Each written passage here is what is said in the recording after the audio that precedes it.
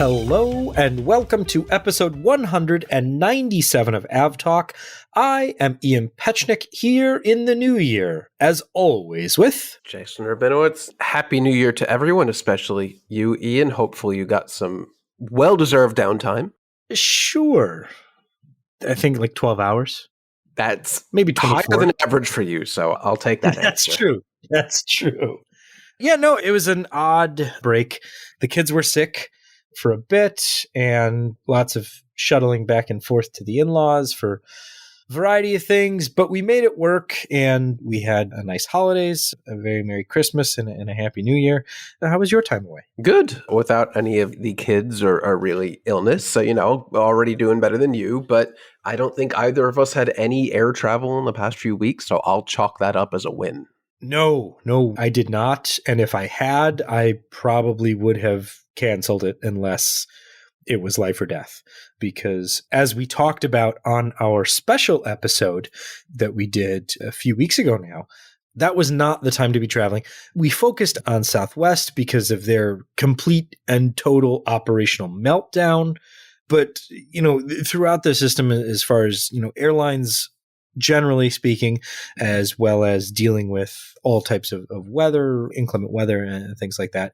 It just wasn't a great time to be flying, though certainly Southwest was the outlier in just how terrible things were. Yeah, happy to have had no part in any of that, though I do have some trouble coming up. No, wow, I hope not trouble. I do have some travel coming up at the end of this month, but I was happy to sit this holiday season out.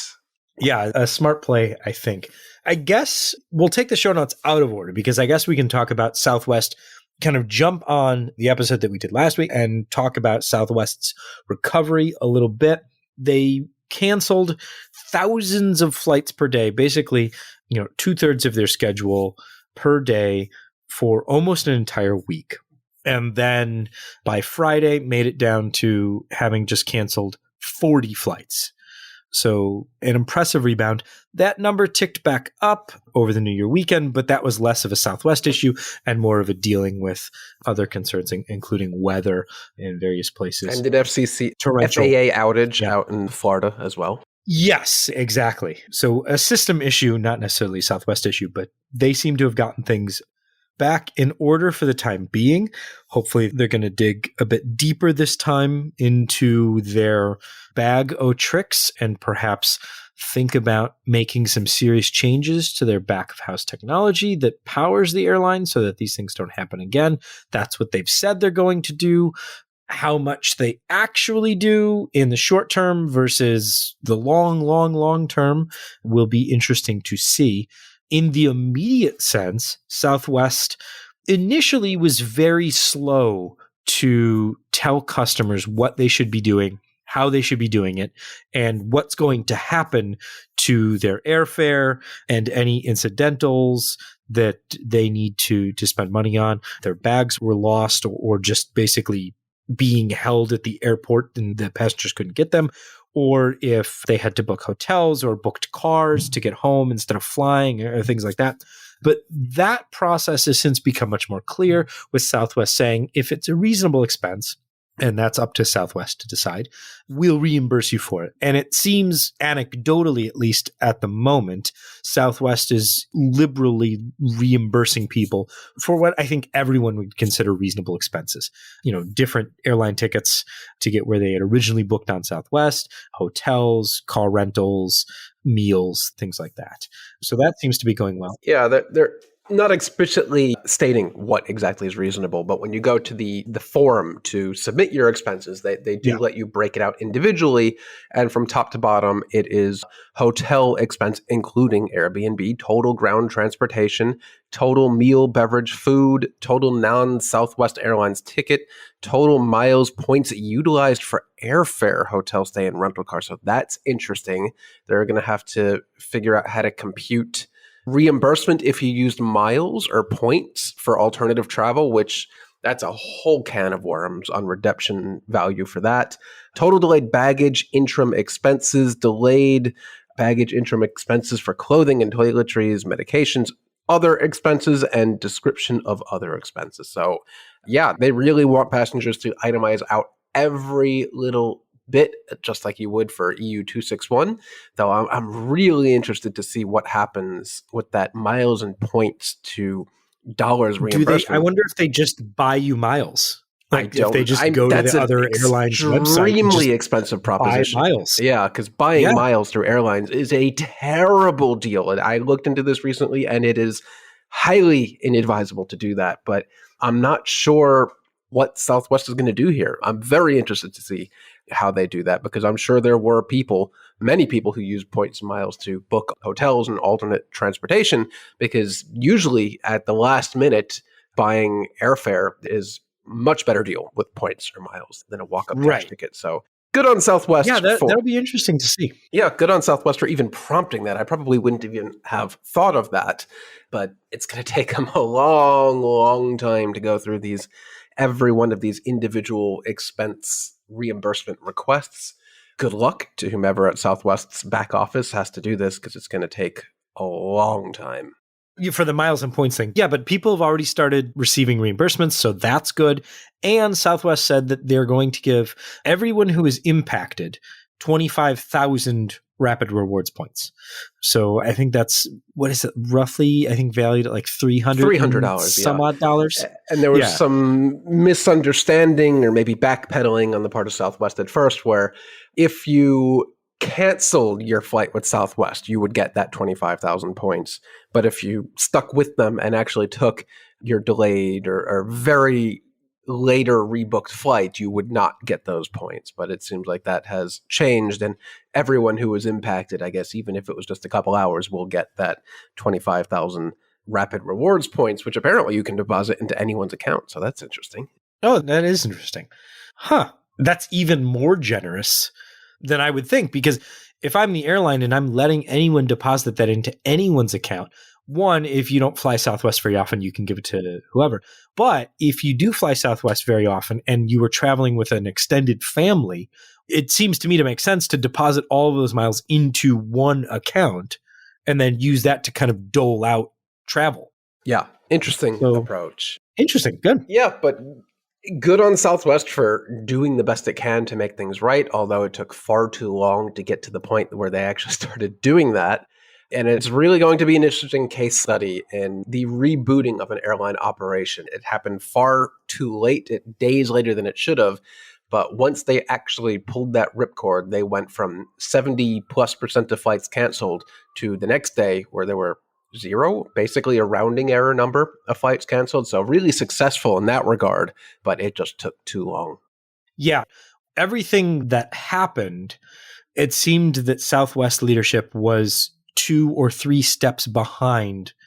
Not that they made the wrong decisions once they finally made them. It was just they were so far behind, and it took them so long to make any decision that it just compounded things for multiple days when they could have hit the reset button much sooner. Yeah, so things are better now, but let's wait and see which airline is next to have an operational meltdown, because these are not uncommon these days, but it is certainly uncommon to see one of that nature or of that widespread impact. Yeah. So we'll leave the Southwest story there for now, and we'll see how things go with making passengers whole and resolving the issues inside the airline. I'm sure we'll be talking more about that in the future as Southwest moves forward with new technology, shall we say. While we were on break, the final report on the crash of Ethiopian Airlines Flight 302 was released by the Ethiopian Air Accident Investigation Board. Their final report was released and is a very detailed report that lists the probable cause of the accident. And I'm going to quote the report in full here under the section 3.2. The probable cause of the accident was repetitive and uncommanded airplane nose-down inputs from the MCAS due to erroneous AOA input and its unrecoverable activation system, which made the airplane dive with the rate of minus 33,000 feet per minute close to the ground, was the most probable cause of the accident. I want to back up and say MCAS is the Maneuvering Characteristics Augmentation System that we've talked about at length, AOA input being the angle of attack input, of which the Flight 302 suffered from erroneous inputs because of the loss or damage to the left AOA vane, which was the single sensor supplying the angle of attack information on that particular flight. Nothing truly surprising in the pointing to MCAS as the probable cause of the accident, but that's the only probable cause of the accident listed in the Ethiopian investigator's final report. Then comes the US NTSB and the French BEA, both with a very unusual step of issuing comments on the final report. So go ahead, Jason. I was just going to read out the comment. This was put out by the NTSB on December 27th, not exactly a time of the year you would expect anything to come out from any federal agency. But, and I'm quoting here, the NTSB took the unusual step of publishing the comments on its website after Ethiopia's Aircraft Accident Investigation Bureau failed to include the NTSB's comments in its final report on its investigation into the March 10th, 2019 crash of Ethiopian Flight 302, Boeing 737 MAX. The NTSB has received the EAIB final accident report on December 27th. It goes on to state that in accordance with ICO Annex 13, countries participating in the investigation are given the opportunity to review the draft report and then provide comments to the authority investigating the crash, in this case, Ethiopia. They go on to say if the investigating authority disagrees with the comments or declines to integrate them into the accident report, the participating countries are entitled to request that their comments be appended to the final report. However, when the NTSB was provided with its first draft of the report last year, the NTSB reviewed it, provided comments, and none of that made it into the final report, apparently, which is not great. The NTSB says it was provided a revised draft from the EAIB. The NTSB determined the revised report failed to sufficiently address its comments. Really unusual reading this, that there's usually not much dissent at all between investigating authorities here. You can read the full comments from the NTSB. We'll link that in the show notes, but it is quite clear that the NTSB thinks that the final investigation put out by Ethiopia was incomplete in nature. Yeah, I'm not going to read the entire comments, but I do want to close in on the adjustments to the probable cause that the NTSB and the BEA wished had been included in the final report issued by Ethiopian authorities. The NTSB is involved because it is the investigative authority in the state of manufacture. The BEA is involved because it is both the investigative authority in the state of manufacture for the engines, but also because the Ethiopians requested that the BEA be the investigative authority and the place of analysis for the flight data recorder and the cockpit voice recorder. So that's why the French BEA and the US NTSB are involved in this at all. So the NTSB, on its part, says, in addition to the probable cause pointing to MCAS, which they agree with, they also say, we propose that the following contributing factors be included. The operator's failure to ensure that its flight crews were prepared to properly respond to uncommanded stabilizer trim movement in the manner outlined in Boeing's Flight Crew Operating Manual, Bulletin, and the FAA's Emergency Airworthiness Directive. And they put in parentheses here, both issued 4 months before the accident. And then there's a second bullet point, the airplane's impact with a foreign object, which damaged the AOA sensor and caused the erroneous AOA values. So there's an interesting divergence between the Ethiopian report and the NTSB's analysis of the situation. The Ethiopian report, and we'll link to the full Ethiopian report, obviously in the show notes as well, but the report issued by the Ethiopian investigators de-stresses the possibility of a physical impact to the AOA vane. So the NTSB and the BEA both are leaning towards, or firmly believe really, that something, most likely a bird, impacted the AOA vane on the left side of the aircraft, which led to the erroneous AOA values for the flight. The Ethiopian report spends a good few paragraphs discussing alternative theories about how the erroneous input values for the AOA could occur. And they talk about electrical issues. They talk about physical failure, but not necessarily from an external source, things like that. And the NTSB, having read a draft version of this report, said Collins Aerospace, who's the manufacturer of the AOA vane, did a significant analysis, and they looked at this from both what the possibilities were through a fault tree analysis, what the FDR tells us, and what history tells us about when we know a bird hit the AOA vane and what happens. And really the only conclusion is that this was very likely due to a bird strike. Yeah, something that is quite common. And right. The NTSB goes on to say that the Ethiopian investigation did mention that there is bird activity around Addis Ababa airport, but it does not really go into detail about potentially what have happened with the aircraft. It says the draft report provides some details regarding the runway area search after the accident, but inappropriately suggests that the lack of bird remains or AOA vane remnants indicates that the airplane was not impacted by a foreign object. The EAIB report fails to state that the search occurred 8 days after the accident and that the search did not include the area surrounding taxiway D, even though the flight data recorder indicated that the airplane would have been positioned above the taxiway when the left AOA sensor data became erroneous. So that is not great. It seems very intentional that that part was left out, that the search wasn't for another 8 days and that where they actually searched wasn't where the actual impact of a bird versus the vane could have actually happened. Very strange to leave that part out. And the NTSB definitely wants to call attention to that. Yeah, they go into some depth of discussion on that particular point. So the NTSB has some disagreements with the lack of discussion about the crew's role in the crash of the aircraft. Switching over to the BEA, they also feel strongly that their comments were not heard, that their comments were not included, that their analysis was not listened to. And they also published a separate set of notes, and they go into, different qualifications as regards to the various sequence of events, not necessarily correcting the Ethiopian investigators' report, but saying, these are certain things that we would have also mentioned if we were writing the report or if our comments had been included in the report.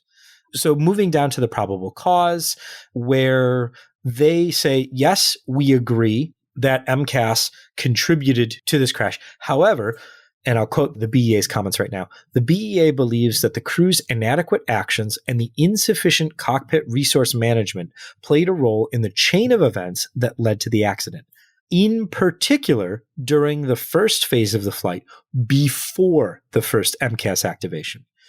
So both the NTSB and the BEA's comments indicate and say that there was a period of time from the time the aircraft lifted off the runway and encountered whatever it encountered, bird strike, aliens, spaceships searing off the AOA vane, whatever it may be, and the time of the first MCAS activation that pushed the nose down when the crew did not respond properly to the situation it was faced with. And there were things that the crew could and should have done to limit the impact of the AOA vane's erroneous values, and the aircraft would have been recoverable. The BEA goes on to break things out as far as the contributing factors. They say the flight crew's failure to apply immediately after takeoff and before the first MCAS activation, the approach to stall or stall recovery maneuver, and the airspeed unreliable non-normal checklist, the captain's insistence on engaging the autopilot, contrary to the approach to stall or stall recovery maneuver procedure, insufficient use of the electric trim to relieve high control column forces after the MCAS nose down orders, the captain's lack of thrust reduction when the speed became excessive, when in combination with insufficient trim caused an increase of the forces to become unmanageable on both the control column and the manual trim wheel. And then the final thing that the BEA list isn't a flight issue, but is rather an airline issue, where the use of the Logipad system by the airline is the sole means to disseminate information on new systems and or procedures, which doesn't allow the evaluation of the crew's understanding and knowledge acquisition on new systems and procedure. So this was the system that was used to disseminate the information related to the MCAS system following the previous 737 MAX accident, and did not allow the airline to ensure that the crews had read and correctly understood this information. Yeah, a lot to take in there from this investigation. What are we, 3-4 years later at this point? Very unusual to see all this dissent and disagreement in what seemed like such a cut and dry accident. We all know what happened, but there's so much disagreement about how exactly it happened and the human factors involved. I guess that's that at this point. There's nothing really left to say or wait for, is there? I mean, as far as the accident goes, no. I mean, we, I guess, now know all that we're ever going to know. What I don't want to have happen is the insistence by the Ethiopian investigators to say that MCAS was the only problem here, and the very public pushback by the NTSB and the BEA to somehow let Boeing off the hook. Yeah, that would not be... Do you know what I'm saying? Yeah, I do. And that would not be great, since we know very well in this space that there's never just a single attributing cause to an incident or a crash. That's just not the case. And to ignore the human factors is just kind of outlandish. We know better than that. This industry knows how to investigate a crash. And in this case, I don't want to say it's intentionally being overlooked to save face, but it sure comes off like that from the French and the NTSB updates, which just unprecedented. You don't see that. That's not something that's done. There's usually such tight agreement between these investigatory bodies that there isn't dissent like this. So this is highly unusual, and I hope we don't see something like that again. Absolutely. Absolutely. So we'll have everything in the show notes. We'll have all the links to the reports and the comments by the NTSB and the BEAs, so that if you want to read those yourself, I encourage you to do so. It's a very interesting read to see how these agencies are working together or not, in the sense. Almost felt more like a Supreme Court ruling and issuing dissents from other justices. Very strange. Yeah. That's exactly how it felt. Okay, let's move on from there. An interesting thing happened in the Philippines over the New Year, and that was that their air traffic control system stopped functioning because they lost power. Oh, this not was great. a very, no, not great, and a very strange thing. So what happened was, and we're still not sure exactly how this happened, but power was lost at the main air traffic control center in the Philippines. So the Manila FIR lost access to its secondary surveillance radars. So ADSB and MODES tracking were out. A whole host of radio frequencies were down. There was the CPDLC was down. So basically the text messaging system that allows controllers to text information to pilots and pilots to text information back to controllers, that was down. So they cleared the airspace. There were no flights for a good long while in the Manila FIR. So no flights to and from airports in the Philippines, no overflights for nearly 2 days until they got power back, and then eventually restarted all sorts of flying. And it was just kind of a bizarre thing. 2 days is pretty incredible. I don't think we've seen something like that in a very long time. Usually when things, at least here in the US, go down, there it's for a matter of minutes or hours. But for an entire FIR to be out for days because of a power issue, that must have been one big power issue. Well, and what's interesting to me, and I hope we learn more about this soon, because there are multiple secondary surveillance radars throughout the Philippines. This was a big point of pride for them just a few years ago when they installed these new SSRs. They threw a party, and they're spaced out in multiple locations, but somehow a power outage in a single location took these offline as well. Well, I guess they all feed their data back to somewhere, and it's probably that somewhere that went offline. Yeah, but I feel like maybe they're missing some redundancy there. I mean, you never know. These systems are obviously extremely complex, and when something goes wrong, it might take a long time to identify. I mean, to normalize this a bit, last year, maybe it was in 2020, we had an extremely brief power surge or brownout here in New York, and you'd only notice it if you happen to be looking at like a street light or your own interior lighting for a few seconds, not even a few seconds, a fraction of a second. But that was long enough to trip the backup power at the MTA's headquarters. So all of their train tracking and surveillance systems flipped over to backup power. But nobody knew that. There was a glitch with the system. Nobody was alerted. Nobody was looking at the light or something. And no one knew they were on backup battery power until those batteries died and the whole system went dark. And no one knew why. It took a whole state-led investigation to figure out, that the system never recovered from battery power to grid power. And when the batteries ran out, no one was paying attention to the alert and the whole thing just shut off. So you'd be surprised how easily backup protocols and systems they don't work properly. And I suspect we'll see something like that come out in this report where some failover system just didn't work as expected and it took a long time to bring a complex system back up. Fair enough. Jason, I'm disappointed that you're the voice of reason, but I have to admit when you're being the voice of reason, and you're probably right. But we'll probably never know for sure. That's true. We'll probably never know for sure.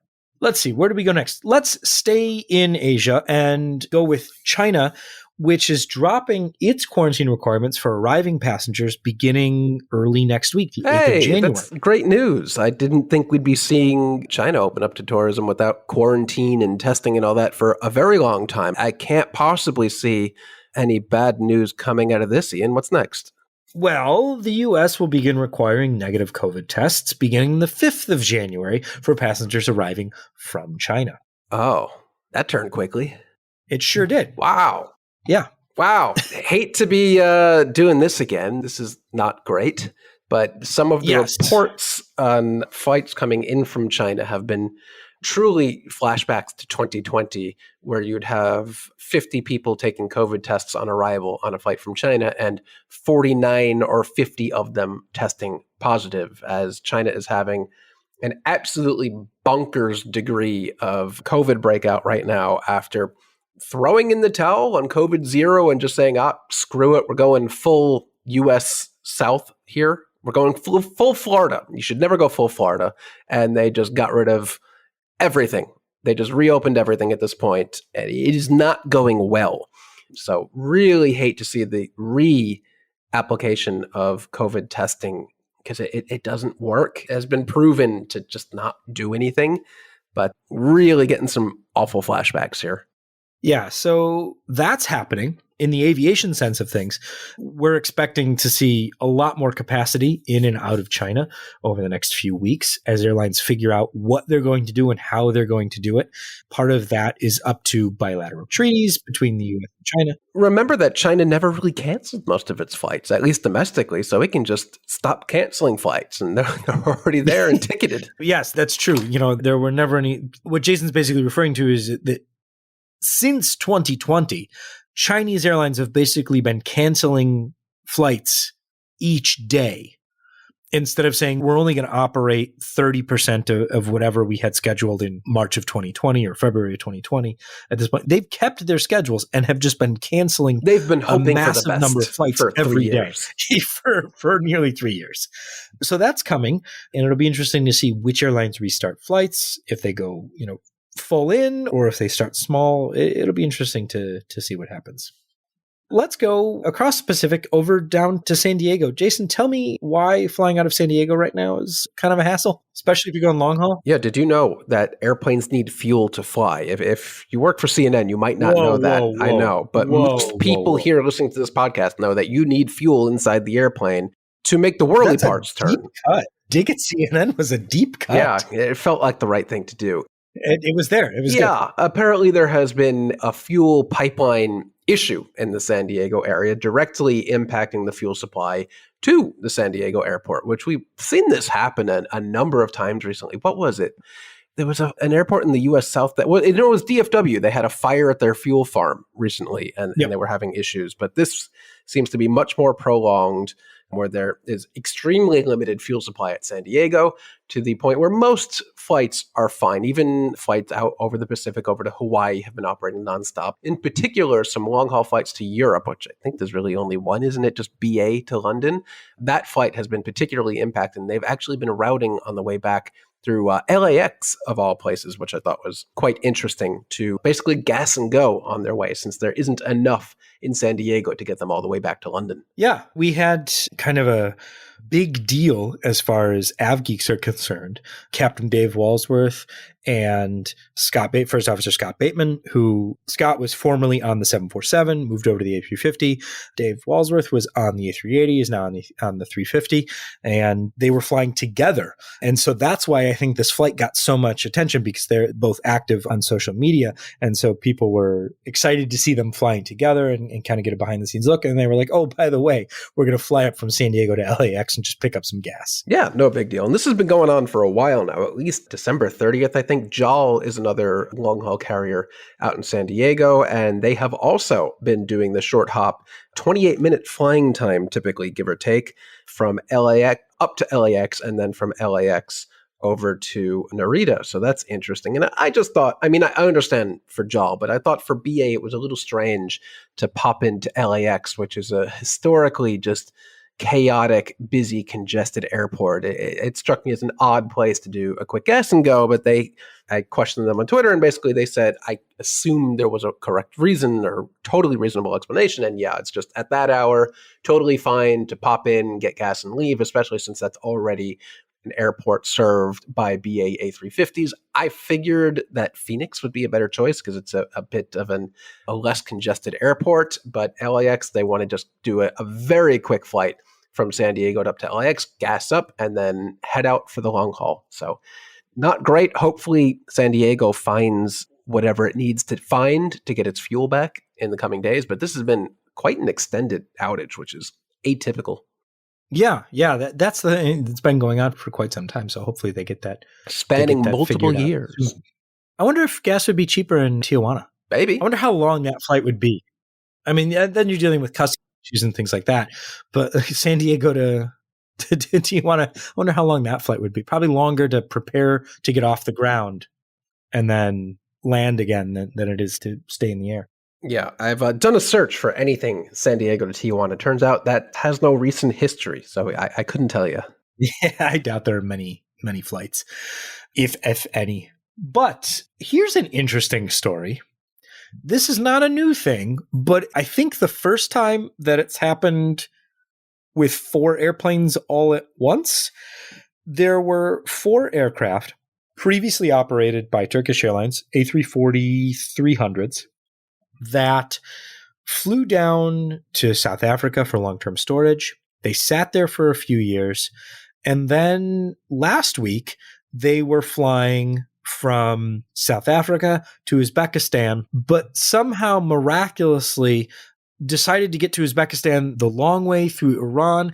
And then all 4 of them, Jason, suffered in-flight emergencies and had to land in Tehran. Wow. This seems to happen quite frequently with these quote-unquote delivery flights. It's quite miraculous. Yeah, this is not unique, not a new thing. It hasn't happened a ton of times, but we have seen this before. I think also with A340s. They are particularly popular in Iran just because I guess they're cheap and easy to obtain. But basically what's happening here is that everyone's got sanctions on Iran. Nobody is allowed to sell or lease aircraft to any of the Iranian carriers. So basically they just kind of take them. They make arrangements for the aircraft to fly from one place to another over Iran. And then, as you said, Ian, they declare in-flight emergencies over Iran. They land, and now they're Iranian aircraft. Magic. Yes. I think Mahan Air has a whole bunch of A340-600s as well. I don't know if we've seen this with Iran Air, but we've seen it with the other carriers in the country, for sure. Yeah, generally speaking, I don't think we've seen this particular activity with Iran Air, but it's definitely happened with Mahan before. There is also some speculation that these aircraft aren't necessarily destined for Iranian airlines, but are actually making a stop in Iran before kind of being distributed to other airlines that may also have difficulty acquiring aircraft. Conviasa and what's the other airline that I'm thinking of that could be in the market? Cubana? Possibly. Not Cubana. Possibly, but no, because they don't really have a 340 or money thing or money. Well, there's that. But there's a second airline that I'm just having so much trouble thinking of. We'll have to come back to it. Anyway, so moral of the story is that these aircraft suffered an emergency, quote unquote, and landed in Iran. So hopefully, Syrian Air. Thank you. There you go. It only took me 20 minutes to get there, but I got there. Really, Syrian, which is also a current A340 operator. Really, really sneaky way. And I think you said these aircraft, or the flight numbers were MAN 3808. 09, 11, and what do you have in the notes here? 10 and 11. Sorry. So the call signs of the aircraft were MAN 3808, 3809, 3810, and 3811. Aha. So those were the call signs of the aircraft. So do with that information what you will. But they never made it to Uzbekistan. No, they never did. Uzbekistan can buy aircraft on their own. They don't need any help. So I'm sure people will be keeping their eyes on these particular aircraft to see where and when they end up. Yes. They traveled in basically a stripped down Turkish livery. So they just painted over the Turkish name on the fuselage and stripped out the Turkish logo. So they're basically white A340s with a red tail. So if anybody spots those anywhere, you know where they came from. Keeping with the magic of aircraft movements, let's talk about what's happening with 10 777-300 ERs that Aeroflot has bought. How'd they do that? In an interesting way. So this is one of those things where Aeroflot had the aircraft on lease from a lessor based in Europe, and there were sanctions put in place. And then we don't know what happened or what was said behind closed doors. But then after the initial round of sanctions was put into place, the European Union came back and in April of this year said, here's the thing. You can continue to take money from the Russians if you made the deal before we put the initial sanctions in place. So if you made the deal for these aircraft, for the lease of these aircraft before February 26, 2022, you can continue to take their money on a finance lease. And then when the finance lease is paid off, they can take the aircraft. They can buy the aircraft. And so that sounds tailor-made to me to kind of just be rid of these aircraft and get as much money as you can if you're, in fact, a European lessor. Yeah, and I would say VEB is only a European lessor based in Ireland, only by name. Yeah, a legal fiction. Yeah, it's a legal fiction. It's a flag of convenience for VEB. And anytime another company talks about VEB, whether it's CFM or Airbus or Boeing, there's always, the description about the company, about VEB leasing. And at the very end, it goes on to say, the company was founded in 2003 based in Moscow, Russia. Joint stock company VEB Leasing is a subsidiary of State Corporation Bank for Development and Foreign Economic Affairs.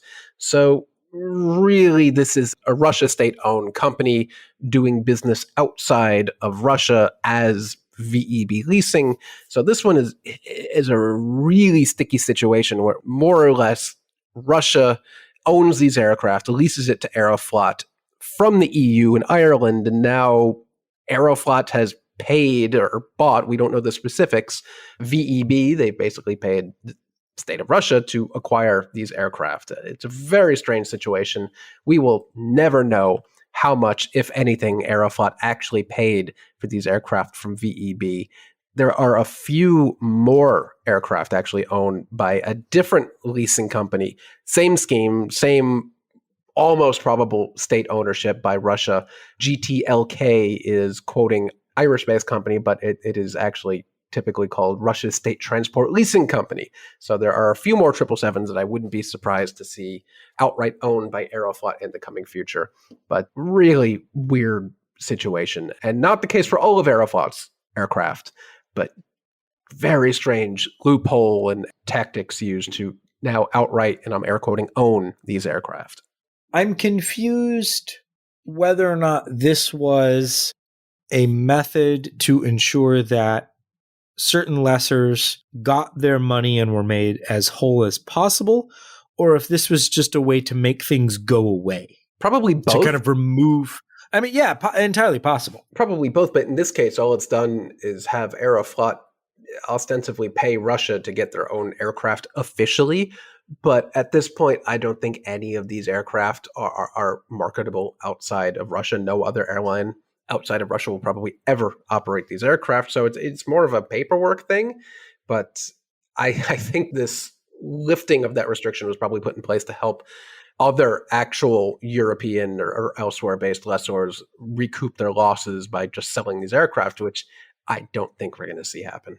Yeah, I think it's about getting as much money as you can out of them. And instead of saying, no, you can't do business anymore with them at all, it's they can continue paying you for the aircraft and then they're going to be gone anyway. It's not like these lessors are selling anything new to the Russian airlines. They're not going to take a new aircraft from Airbus or Boeing or Bombardier.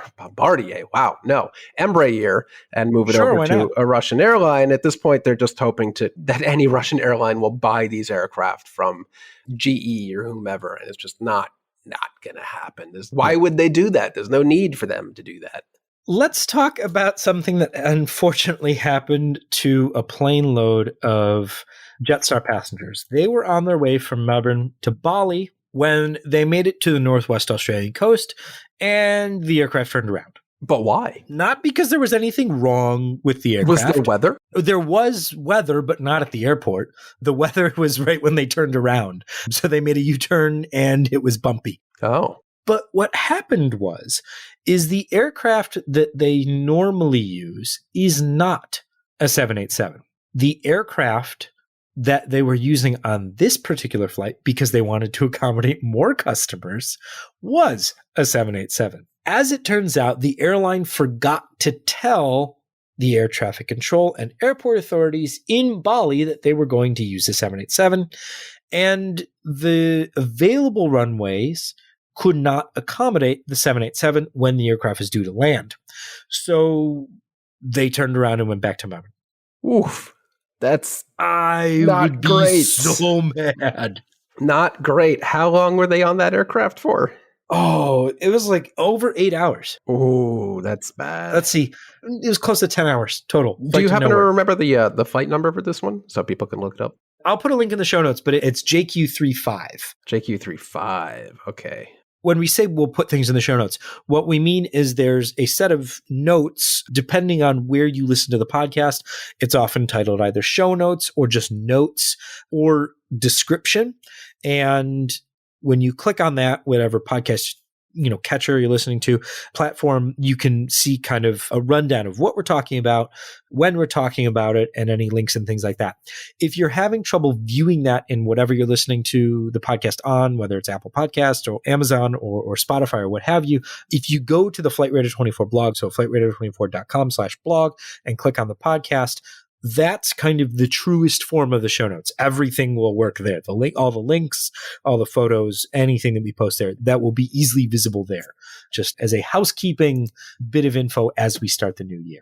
Ouch. Yeah, that is just a cautionary tale for airlines to always dot your I's and cross your T's, because this flight occasionally does get swapped out to a 787. And on this date, December 27th, the incident date, it was swapped out again, but I guess they didn't tell everyone they needed to tell. And the flight was, how long did you say the total flight was? Because it looks like it was about 10 hours, 9 hours. Yeah, a little under 10 hours. Ouch. That's not unprecedented, but also pretty impressive that they were able to fly 3/4 of the way there and then fly all the way back and didn't need to pick up any more fuel.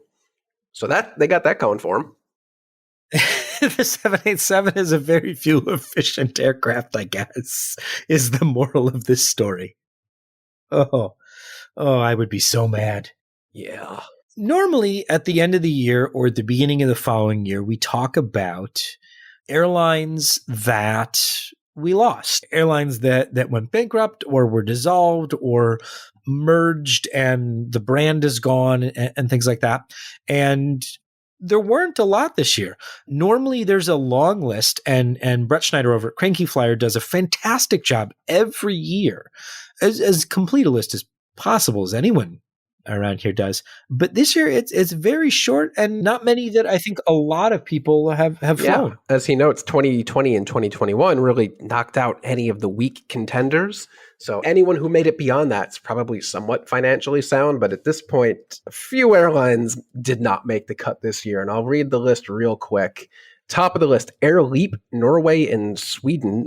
There's a whole complex history here, which I don't quite understand. It's all legal fiction. Nobody apparently does. Royal Flight in Russia. I believe they were a 777-300 ER operator, actually, but turns out the long-haul leisure market out of Russia has dried up, and so has Royal Flight's financing, and they are no more. The big one of the year, I think, was Comair Kalula in South Africa, who famously had the Flying 101 livery, where it broke down on the livery all the parts of the aircraft, which is really cool. And Comair was the British Airways franchisee, so those aircraft weren't in Comair livery. They were in a ever so slightly modified British Airways livery, which is pretty interesting. Eswatini Airlink is gone. Air Bonn never started. Never got off the ground. So they're gone. Commute Air in the US, different Commute Air than you might be thinking. We'll get to that in a second. How do I even pronounce this one? I didn't even know. Chadia Airlines? I didn't even know Chad had an airline. They don't anymore. They're gone. The next big one, probably ExpressJet AHA. ExpressJet was dropped by its sole mainline airline, which was United. It was operating as United Express, and when that was dropped, they tried doing their own thing called AHA with an exclamation point at the end. Very important, as Brett noticed. And they are gone. It turns out operating like weekly flights to secondary, tertiary cities out of Reno didn't work out. Who could have saw that coming? Blue Air in Romania is gone. They even had some MAX 8s for a little while too. And the last major one is Elite Airways, and kind of an oddball airline operating CRJ 7 and 900s along the east coast of the US. I don't know anyone that's ever flown them, but they do weird things like Cranky noted Vero Beach to Smyrna. I don't even know where that is. Doesn't matter. They're not here anymore. And there are a couple other much smaller airlines to round out the year. So not all that much. Hopefully that trend continues next year.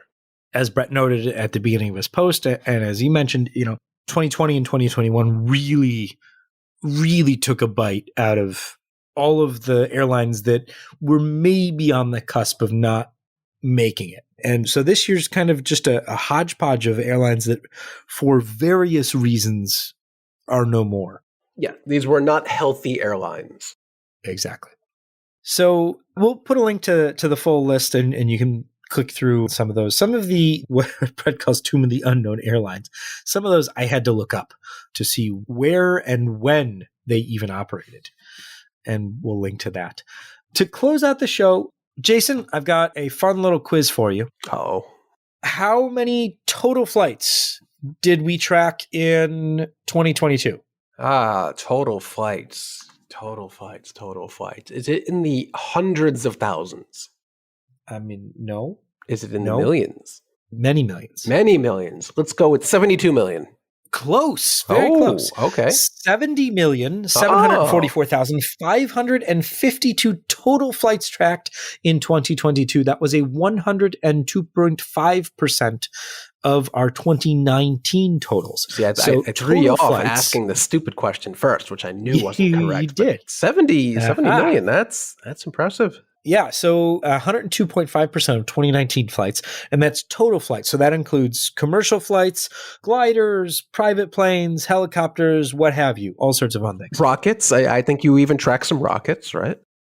No, yeah, don't you? I mean, technically, isn't the Virgin Orbit one? Not Virgin Orbit, Virgin Galactic. You track that, right? It's kind of sort of a rocket. Not the rocket. No, the plane, not the rocket. Oh, I thought you tracked both. The rocket doesn't have ADS-B, no. Oh, that'd be cool. We should, but I don't think it would work. I'll call Richard Branson. Okay, commercial flights. You already know the percentage because we talk about the percentage all the time. So the percentage of 2019 flights was how many? What'd you say? Like 102%? Well, that was total flights. So commercial flights. Oh, commercial. What do you magic think? Number 85%? 85.4% of 2019 flights. So 35,874,450 commercial flights in 2022. So we've reached that. Until we break through that ceiling of 85%, that seems to be where kind of where we're stuck. Yeah, and EASA is warning this week that 2023 summer is going to be probably as painful as 2022 summer. Does not provide much hope that we'll get to 100% anytime soon. No, and also I don't want to deal with how could it possibly be as bad? It's coming. Because airspace restrictions are still in place, staffing is still a mess, equipment's still broken, all sorts of fun, terrible reasons. And here I was hoping to end the show on a happy note. Oh, well. Yeah, we'll try next time. We'll try next time. All right. Well, an expansion of flight tracking over the past year. Obviously, both an increase in our coverage as well as an increase in the actual number of flights, especially with kind of general aviation picking up a bulk of that as those flights become much more trackable. So I'm pleased in those regards that our network continues to increase. So that's my happy note to close the show. This has been episode 197 of AvTalk, our first new episode of 2023. And Jason, here you and I were at the beginning of the show going, I hope we have enough to talk about. Yeah, we hit 1 hour on the dot. Well done.